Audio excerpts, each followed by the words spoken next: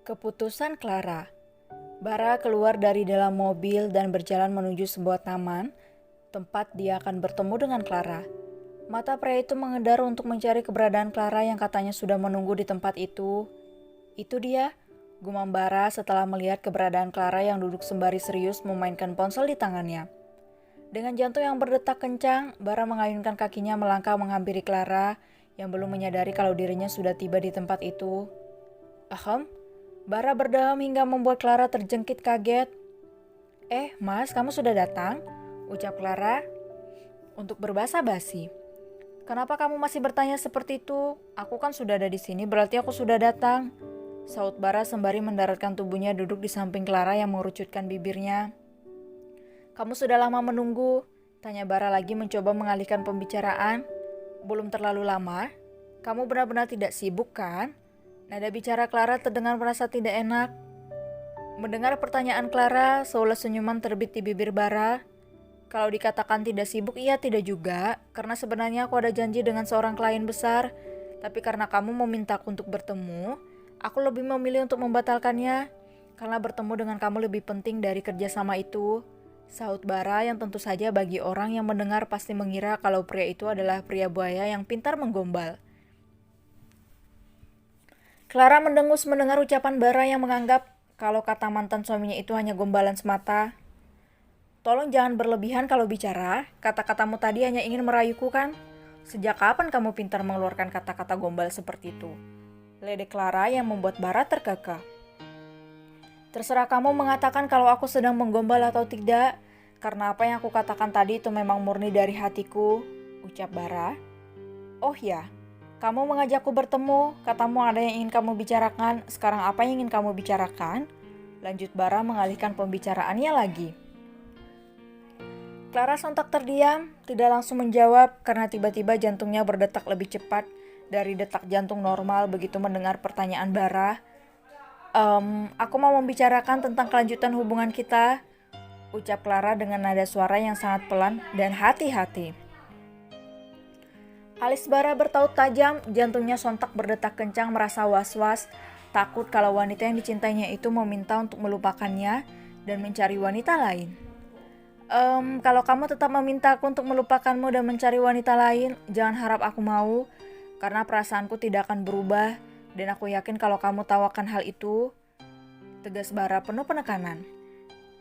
Mas, kenapa kamu bisa membuat asumsi seperti itu? Aku sama sekali tidak akan memintamu untuk mencari wanita lain. Justru aku, Clara menggantungkan ucapannya karena merasa grogi untuk mengungkapkan keinginannya pada mantan suaminya itu. Justru kamu apa, Clara? Kenapa kamu berhenti berbicara? Tolong jangan buat aku penasaran, tuntut Bara penasaran. Clara menarik napas dalam-dalam kemudian mengembuskannya kembali ke udara guna menenangkan hatinya. Mas, sebenarnya aku bukan tidak mau untuk kembali lagi padamu. Aku hanya merasa kalau aku cepat-cepat kembali padamu di saat kamu baru bercerai dengan Tania, ada perasaan orang tua yang aku hancurkan. Aku yakin kalau perasaan orang tua Tania akan hancur kalau kita langsung kembali bersama.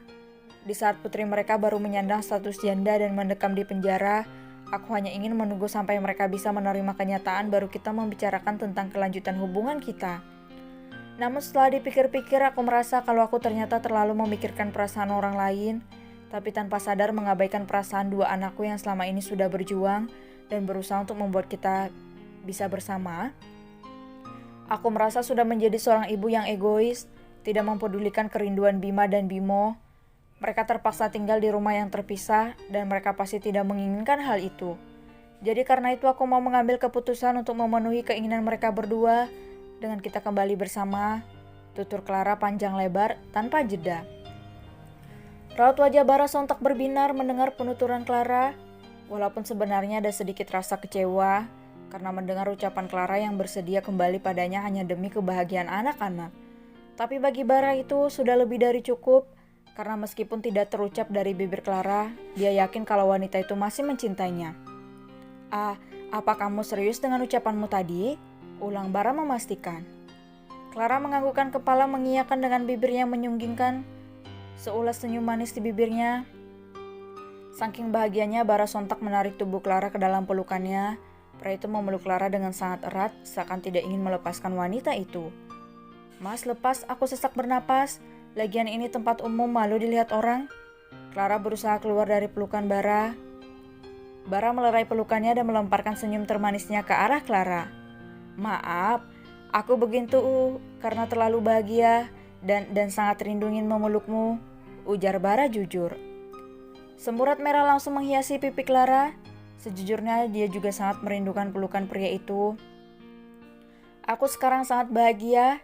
Aku yakin Bima dan Bimo juga pasti akan lebih bahagia mendengar mama dan papanya akan kembali bersama. Kita akan tinggal di bawah atap yang sama bersama-sama membesarkan anak-anak kita." Bara berucap dengan senyuman yang tidak pernah memudar dari bibirnya. "Ayo kita temui anak-anak. Mereka harus tahu kabar bahagia ini." Bara meraih tangan Clara mengajak wanita itu untuk segera meninggalkan tempat itu.